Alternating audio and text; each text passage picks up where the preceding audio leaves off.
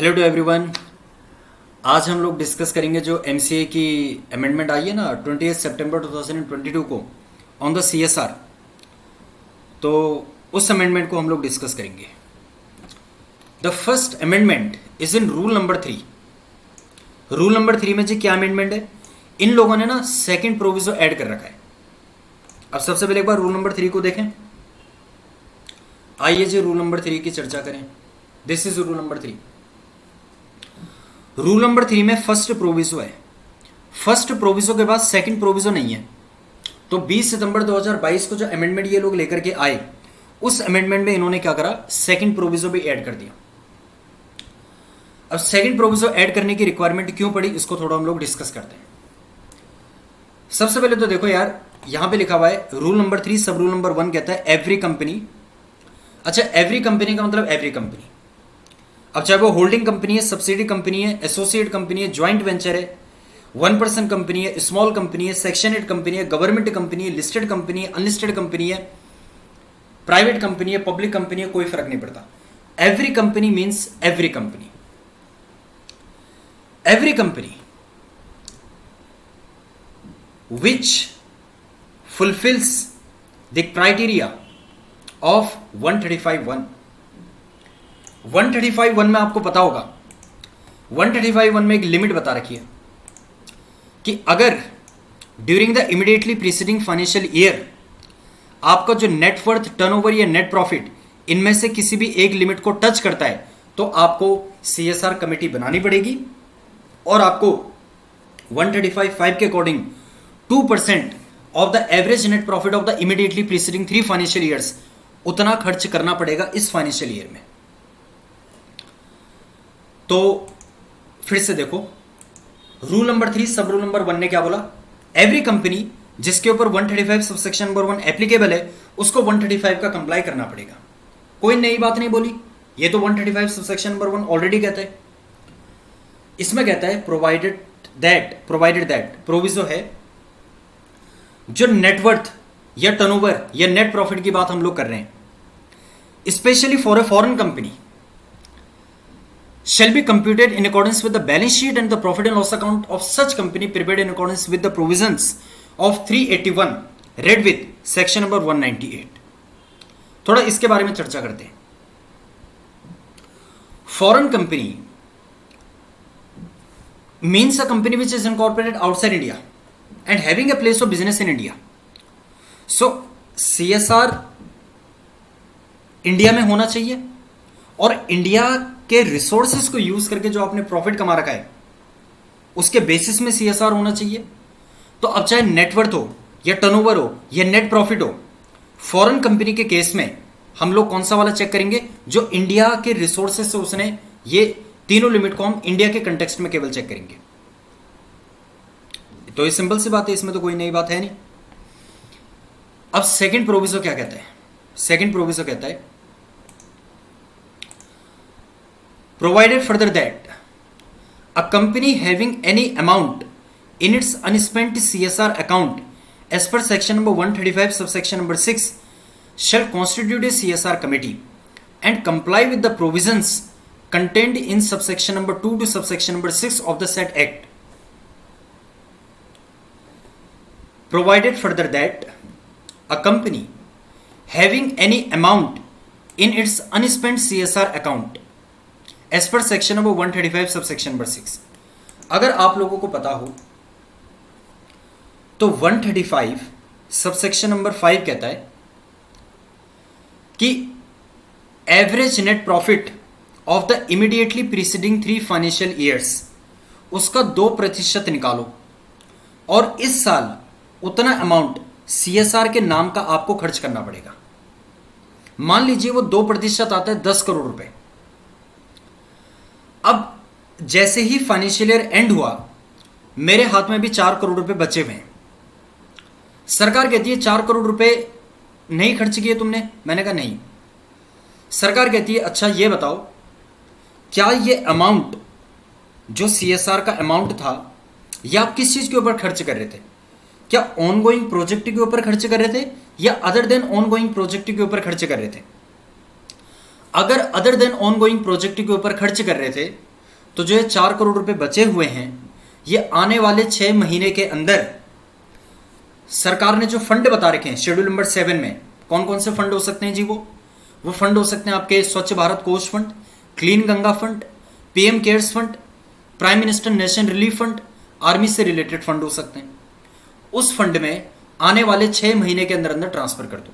Example, 22-23 का financial year चल रहा है, मान लीजिए 31 मार्च 2023 तक मैं 10 करोड़ रुपए पूरे के पूरे नहीं खर्च कर पा रहा सीएसआर में, और ये जो 10 करोड़ रुपए थे ये ऑन गोइंग प्रोजेक्ट के रिगार्डिंग नहीं थे, other than on going project के रिगार्डिंग थे, तो सरकार कहती है 30 सितंबर 2023 तक ये जो हमने फंड बता रखे हैं शेड्यूल नंबर 7 में, उनमें से किसी भी एक फंड में बचे हुए 4 करोड़ रुपए ट्रांसफर कर दो।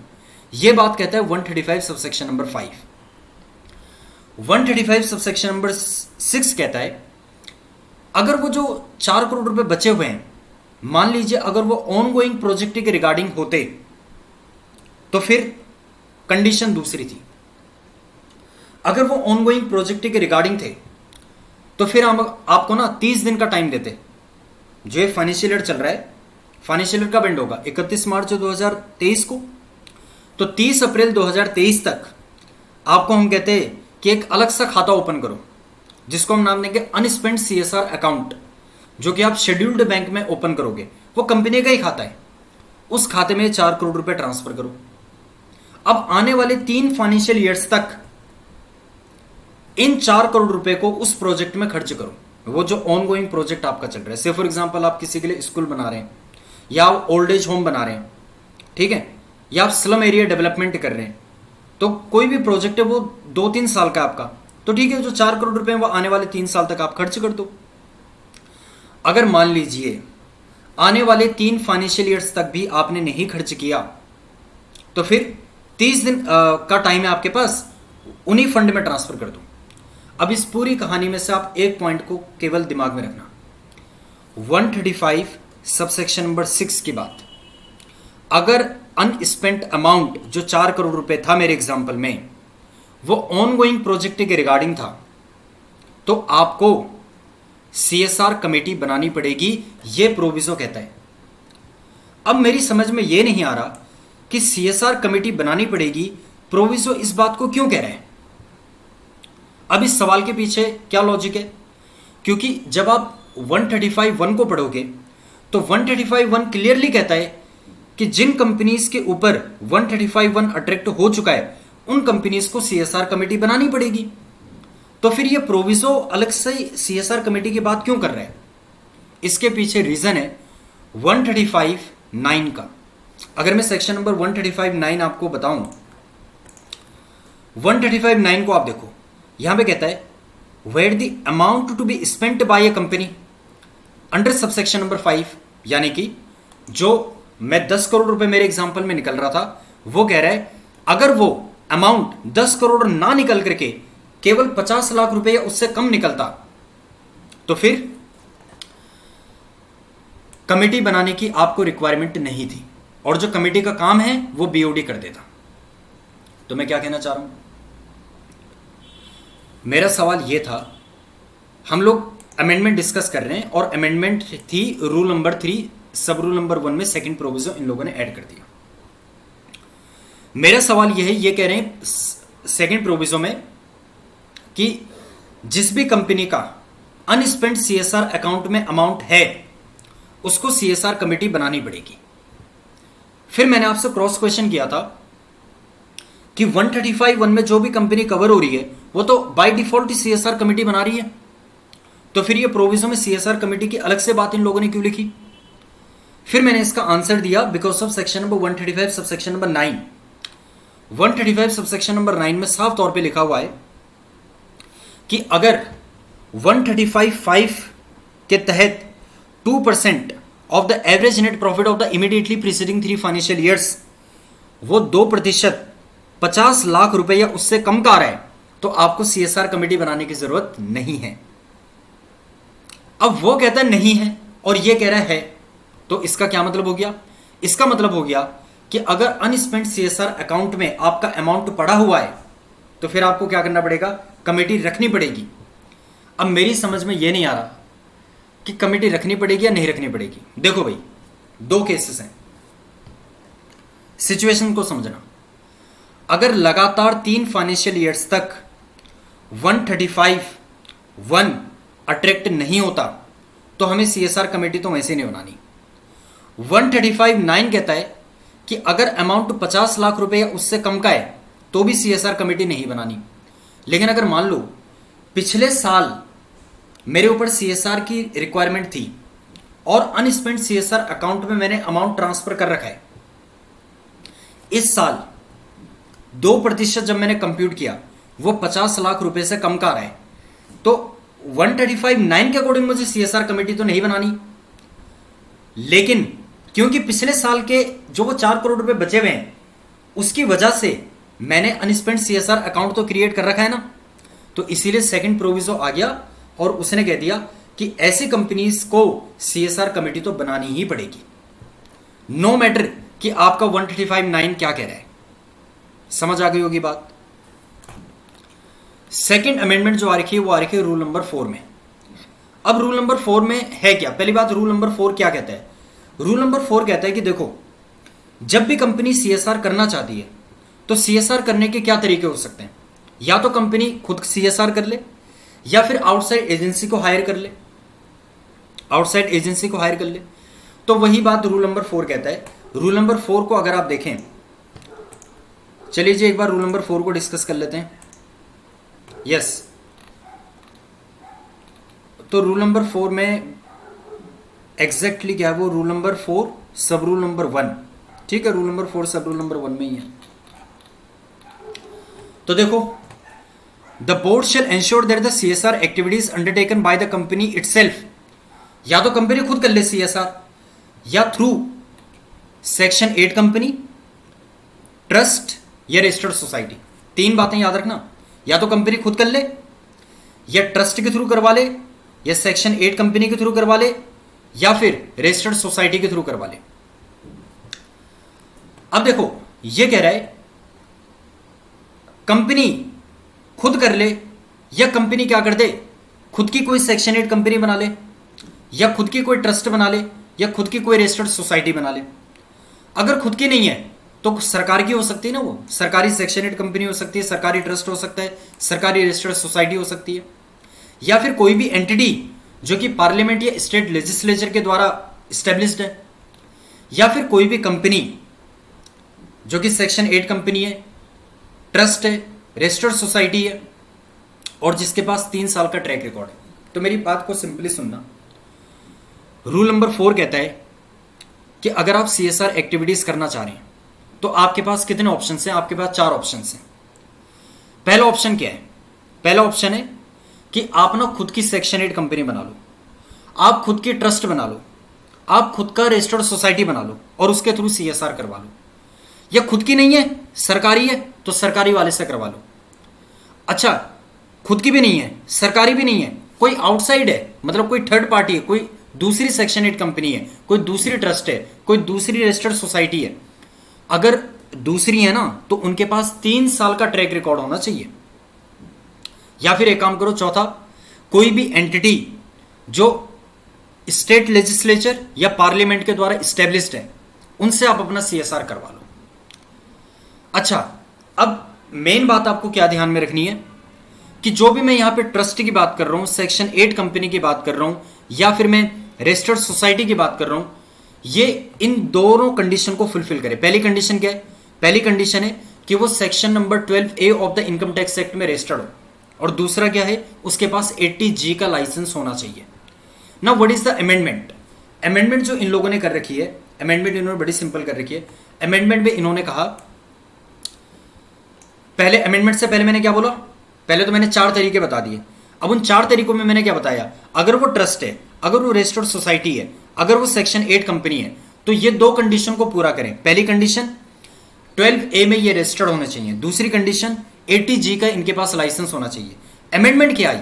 अमेंडमेंट आती है और अमेंडमेंट कहती है या तो आप 12A में रजिस्टर्ड हो या फिर आप इनकम टैक्स एक्ट के section number 1023C red with clause number 4, 5, 6, 6A में रजिस्टर्ड हो।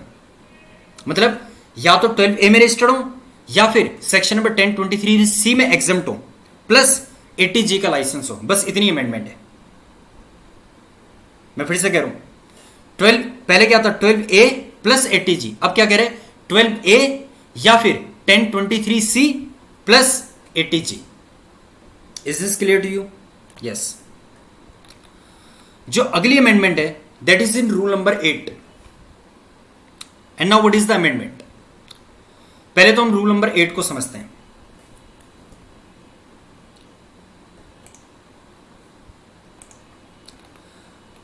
रूल नंबर 8 बात करता है, rule number 8 sub rule number 3 में है ना, क्लॉज नंबर सी में, ठीक है। तो अमेंडमेंट है किसमें? अमेंडमेंट है तुम्हारी rule number 8 sub rule number 3 clause number C. तो rule number 8 sub rule number 3 को एक बार पूरा पढ़ ही लेते हैं।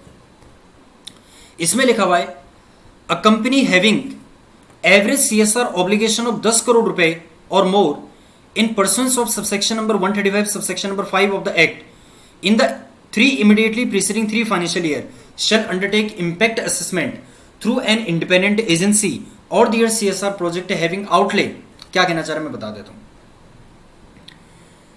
जो rule number 8 sub rule number 3 है वो कहता है कुछ कंपनीज को ना इम्पैक्ट असेसमेंट करवाना चाहिए। अब आप यार 10 करोड़ रुपए खर्च कर रहे हो, 6 करोड़ रुपए खर्च कर रहे हो, आपने खर्चा ठीक से किया, इस चीज का असेसमेंट जांच पड़ताल होनी चाहिए नहीं होनी चाहिए? तो उसी चीज को हम कहते हैं इम्पैक्ट असेसमेंट।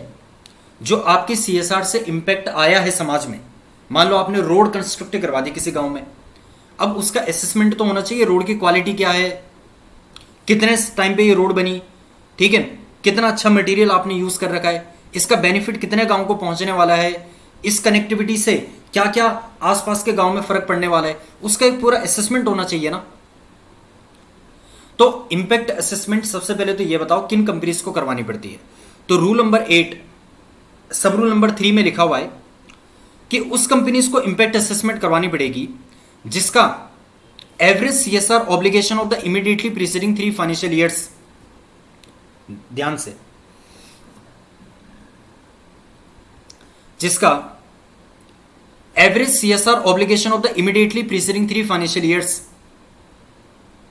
10 करोड़ का आता है। जैसे मान लो पहले बार मेरी सीएसआर ऑब्लिगेशन आ रही थी 5 करोड़ की, दूसरी बार ऑब्लिगेशन आ रही थी 10 करोड़ की, तीसरी बार ऑब्लिगेशन आ रही थी 15 करोड़ की, टोटल हो गया जी ये 30 करोड़।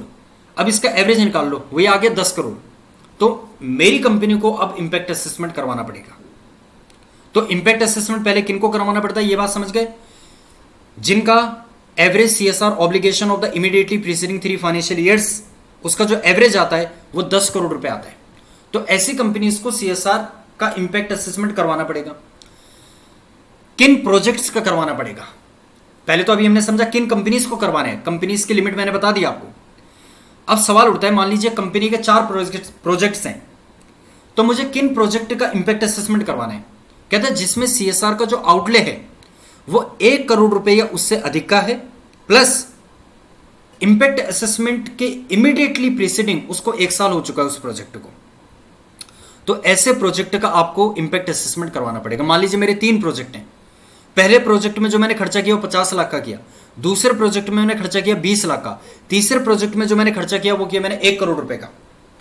तो इस 1 करोड़ वाले प्रोजेक्ट का मुझे इंपैक्ट असेसमेंट करवाना पड़ेगा, लेकिन शर्त क्या है? जिस समय मैं इंपैक्ट असेसमेंट करवा रहा हूं तब तक उस प्रोजेक्ट को 1 साल का टाइम पीरियड हो जाना चाहिए।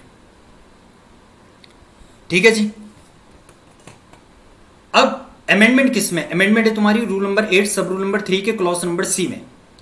The company undertaking impact assessment में book expenditure towards CSR responsibility CSR for the financial year which shall not exceed 5% of the total CSR expenditure for that financial year 50 lakh rupees whichever is less। अब वो कह रहे हैं कि जो impact assessment आप करवा रहे हो, इंपैक्ट असेसमेंट का खर्चा आएगा, आप आउटसाइड एजेंसी को हायर करोगे, ठीक है, उसको साइट में ले जाओगे, ट्रांसपोर्टेशन का खर्चा आएगा, ठीक है, उसको पे करने का खर्चा आएगा। तो कह रहे इंपैक्ट असेसमेंट में जो खर्चा है वो टोटल जो सीएसआर एक्सपेंडिचर आपने निकाला होगा उसका कितना प्रतिशत हो सकता है? उसका 5% हो सकता है और 50 लाख रुपए विच एवर इज लेस। तो मान लो इम्पैक्ट असेसमेंट के ऊपर जो मेरा खर्चा आ रहा है वो आ रहा है, ये क्या कह रहे हैं 5%, कितना लिमिट कितनी है, कितना खर्चा मुझे अलाउड है, वो कह रहे हैं 5% of the total CSR expenditure. तो 5% of the total CSR expenditure और 50 लाख रुपए which ever is less, 50 lakh रुपए और 5% जब मैं निकाल रहा हूं 5 लाख रुपए, तो मुझे जो खर्चा अलाउड होगा वो केवल 5 लाख रुपए का होगा। अब एक्चुअल में मान लो मुझे केवल 3 लाख का ही खर्चा हो रखा है, तो 3 लाख का पूरा अलाउड हो जाएगा। मान लीजिए एक्चुअल मुझे 10 लाख का हुआ है, तो लिमिट तो केवल 5 लाख तक की है इस एग्जाम्पल में, तो 5 लाख का ही मुझे अलाउड होगा इंपैक्ट असेसमेंट के ऊपर जो खर्चा है। अमेंडमेंट क्या है, अमेंडमेंट उन्होंने इस 5% को 2% कर दिया और विच एवर इज लेस को इन्होंने विच एवर हायर कर दिया। यानी कि मान लो 2% अगर मेरा निकल रहा है 5 लाख रुपए, ठीक है, तो 5 लाख और 50 lakh whichever is higher 50 lakh, तो मुझे खर्चा कितना अलाउड हो जाएगा 50 लाख। 2% निकल रहा है मेरा 5 लाख रुपए, 5 लाख और 50 lakh whichever is higher 50 lakh, actual खर्चा मेरा हो रखा है 30 लाख का, तो 30 लाख का 30 लाख मुझे क्या हो जाएगा, इंपैक्ट असेसमेंट के ऊपर जो खर्चा है वो अलाउड हो जाएगा। This was your third amendment. उसके बाद जो अमेंडमेंट आ रखी है वो एनेक्शन नंबर 2 में आ रखी है। एनेक्शन नंबर 2 में बेसिक अमेंडमेंट्स हैं, कुछ खास नहीं है। जैसे वेब लिंक है तो इन्होंने ये एस ऐड कर दिया, वेब लिंक्स इन्होंने यहां पे डाल दिया। इसी प्रकार से यहां पे भी वेब लिंक वाली फैसिलिटी इन्होंने डाल दी। हाँ, इस वाले पॉइंट में थोड़ा है कि जो इंपैक्ट असेसमेंट अगर आपने करवा रखी है, क्योंकि हर एक कंपनी इंपैक्ट असेसमेंट नहीं करवाती हूं, मैं आपको बता चुका हूं कौन सी कंपनीज करवाती हैं। तो अगर आपने इंपैक्ट असेसमेंट करवा रखा है तो आप ना उसकी पूरी डिटेल हमें मत दो बोर्ड रिपोर्ट में, आप केवल हमें इतना बता दो, उसकी समरी बता दो और वेब लिंक बता दो जहां पे आपने डिटेल्ड उसका इंपैक्ट असेसमेंट डाल रखा होगा अपने वेबसाइट में, है ना। तो ये बेसिकली यही अमेंडमेंट थी। Thank you so much.